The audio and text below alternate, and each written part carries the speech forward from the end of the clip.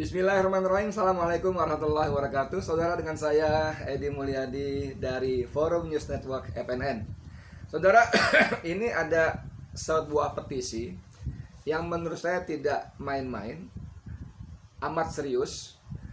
Petisi tanggal 2 Mei kemarin, hari Ahad ya. Dan ini yang membuat petisi ini pernyataan ya, itu bukan kaleng-kaleng ya. Yang menunjukkan keprihatinan mereka terhadap situasi bangsa terakhir ini, terhadap tata cara pengelolaan negara yang betul-betul amburadul. Saya bacakan saja. Bismillahirrahmanirrahim. Pernyataan Purnawirawan Pejuang Angkatan Darat ya. Pernyataan Purnawirawan Pejuang Angkatan Darat. Hentikan kegiatan fitnah dan adu domba kepada umat Islam. Hentikan kegiatan fitnah dan adu domba kepada umat Islam ya. Penduduk NKRI saat ini kurang lebih 87% adalah umat Islam. Sangat wajar para pakar pertahanan berpendapat bahwa kekuatan nyata untuk menyelamatkan dan menegakkan kedaulatan NKRI dan dari ancaman neokomunisme adalah kemanunggalan TNI dan rakyat, khususnya kemanunggalan TNI dan umat Islam. Kemanunggalan TNI dengan umat Islam adalah perpaduan sistem senjata teknologi dan sistem senjata sosial yang merupakan kebanggaan bangsa Indonesia.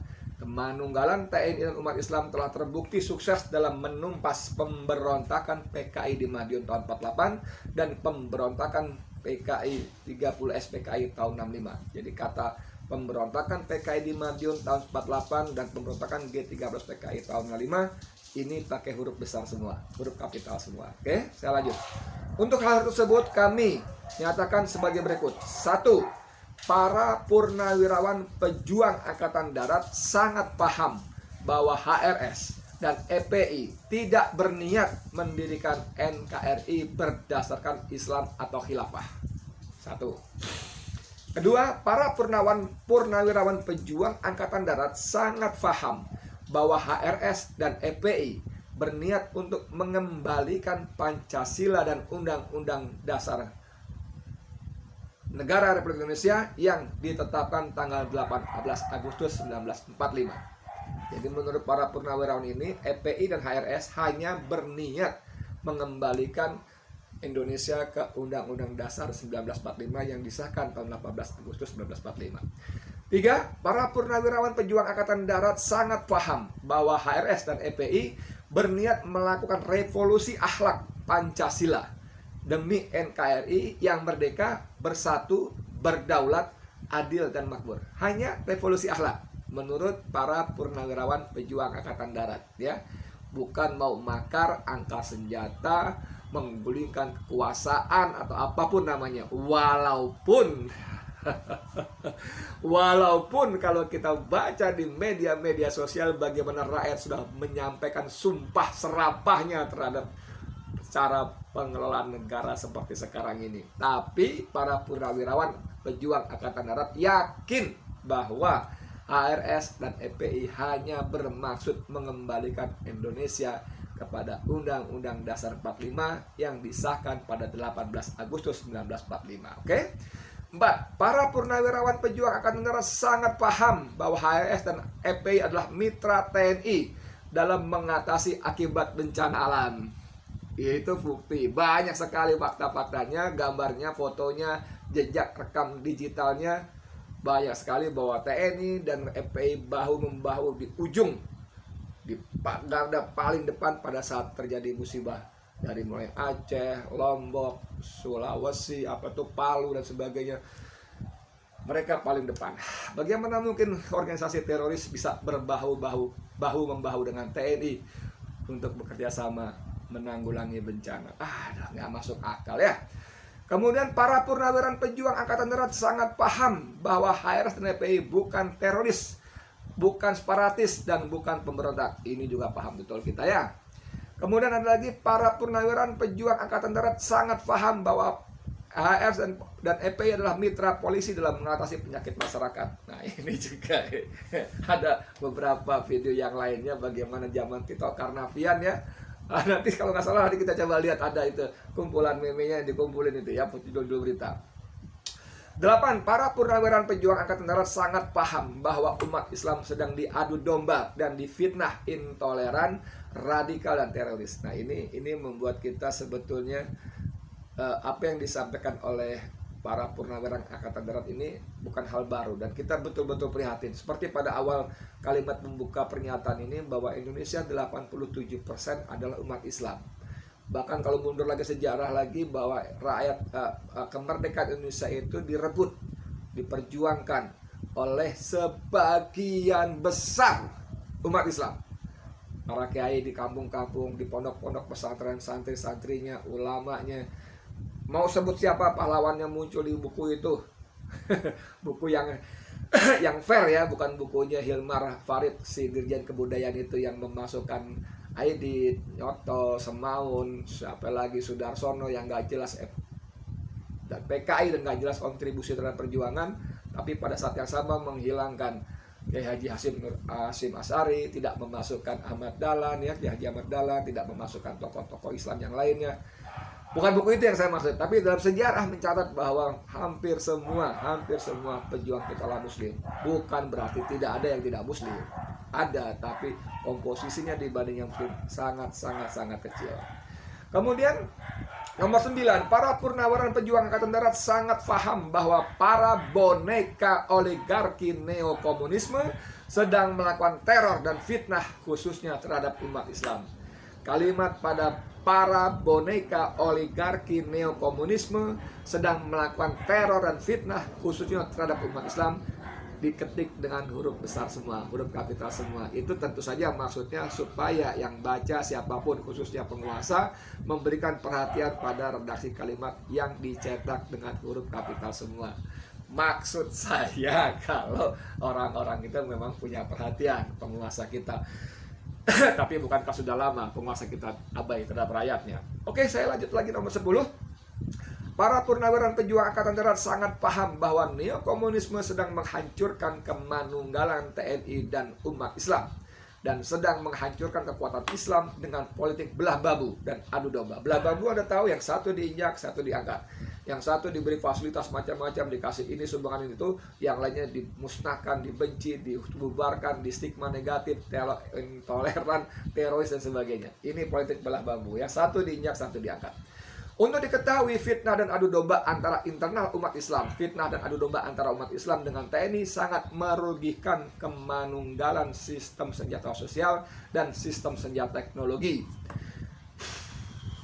Sangat merugikan dan menghancurkan kemanunggalan TNI dengan umat Islam. Upaya menghancurkan kemanunggalan TNI dengan umat Islam berarti melemahkan kekuatan pertahanan rakyat semesta. Artinya melemahkan kekuatan NKRI. Patut diduga oligarki neokomunisme sengaja sedang berupaya menghancurkan dan memporak-porandakan NKRI. Saya nggak tahu nih di mana peran Menteri Pertahanan nih. Ini bicara pertahanan semesta, sistem pertahanan semesta. Hankam Rata dulu ya, dari zaman Soekarno ya, pertahanan keamanan rakyat semesta. Di mana posisi Menteri Pertahanan nih? Apakah masih asik dengan nasi goreng yang dari waktu makan di Teku Umar gitu, atau nggak tahu masih terbayang-bayang naik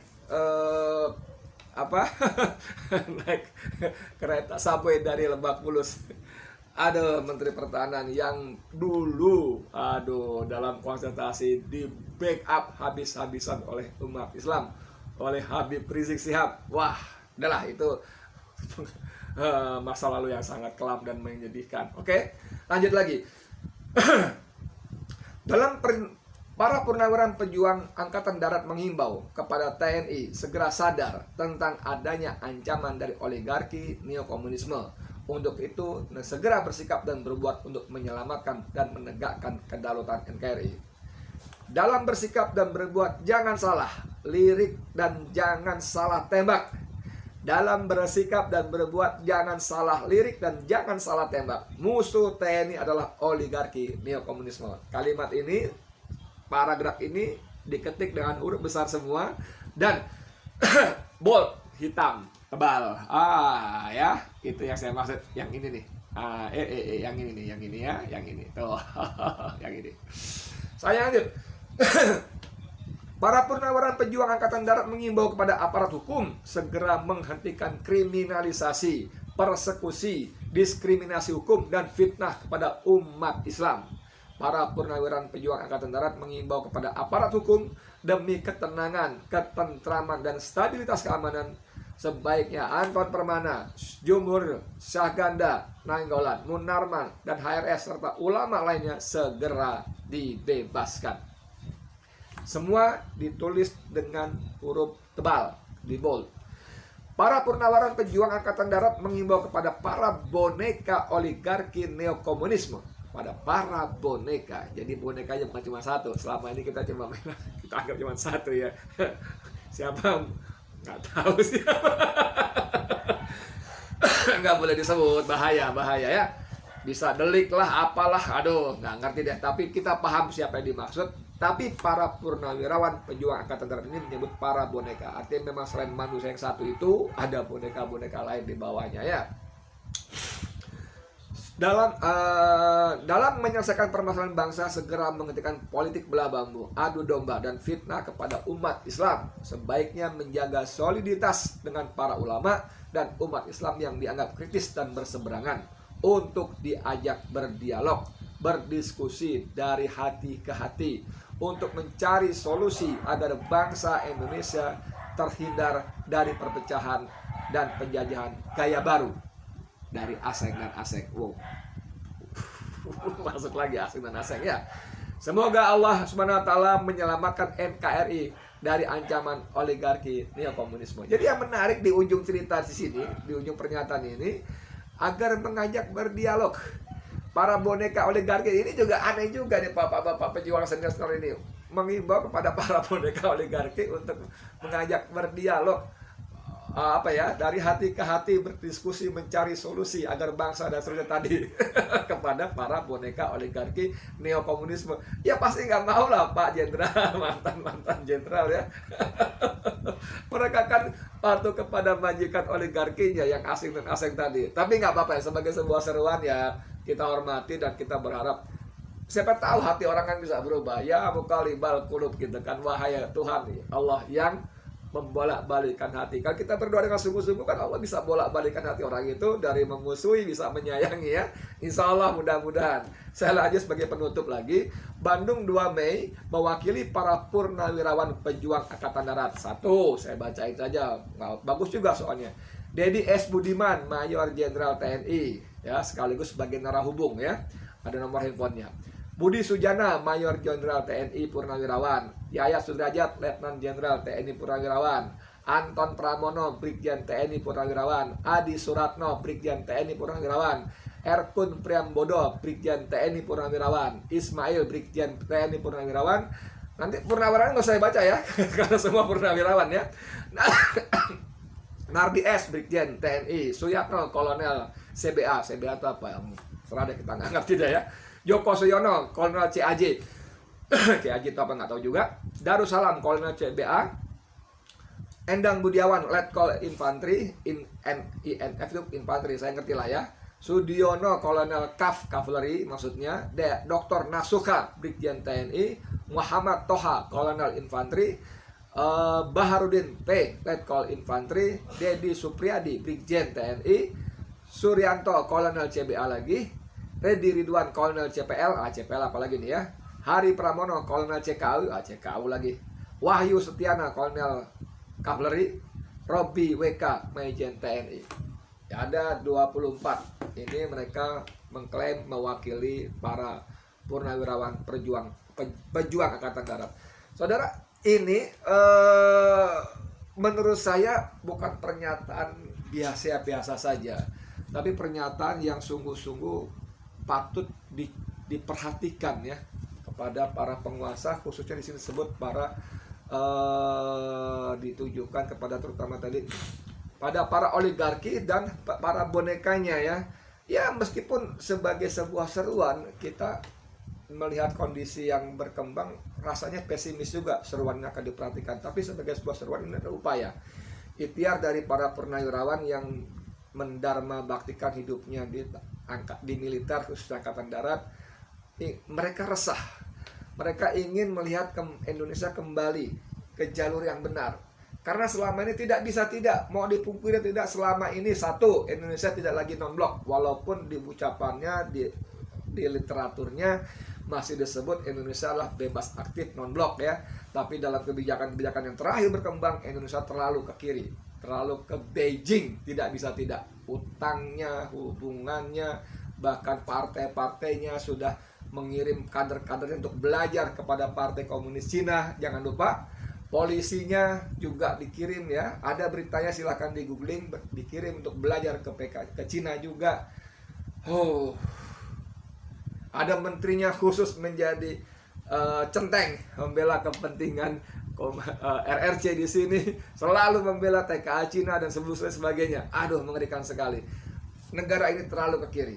Para purnawirawan tadi, para jenderal, kolonel tadi ingin supaya Indonesia kembali ke tengah. Dan yang paling penting, mereka juga minta supaya dihentikan kriminalisasi, apalagi tadi fitnah, adu domba kepada Islam dan para tokohnya. Karena apa yang terjadi kepada HRS, pada Munarman, kepada para aktivis Ganda, Jumhur, Anton, Ustazah Kingkin, Ali Bahasa dan sebagainya, itu adalah kriminalisasi yang sangat tidak perlu dan sangat merusak rasa keadilan. Sekali lagi, itu seruan, dan kita berharap Allah membalikkan. Allah tuh maha berkuasa. Allah bisa menciptakan alam semesta raya, ya kan? Allah bisa menciptakan gunung, matahari, bintang, rembulan, dan sebagainya yang sangat dahsyat dan rumit. Dan tentu saja tidak ada susahnya, sangat mudah bagi Allah untuk membalikkan hati manusia. Tinggal bagaimana, kita tunggu. Kita tunggu apakah orang-orang itu bisa disentuh hidayah agar kembali ke jalan yang benar, atau tetap dalam kesesatannya, atau tetap dalam kezalimannya, atau tetap dalam fitnah-fitnahnya. Ramadan bos, Ramadan masih menebar fitnah. Astagfirullahaladzim, masih menebar fitnah. Ramadan begitu sudah hari ke-20, ke-15 masih menebar fitnah. Udah nggak usah disebut fitnah-fitnah apa ya, nanti berbalik lagi. Tapi mengerikan sekali lah kasus-kasus ini. Sekian dari saya, Edi Mulyadi untuk FNN. Assalamualaikum warahmatullahi wabarakatuh.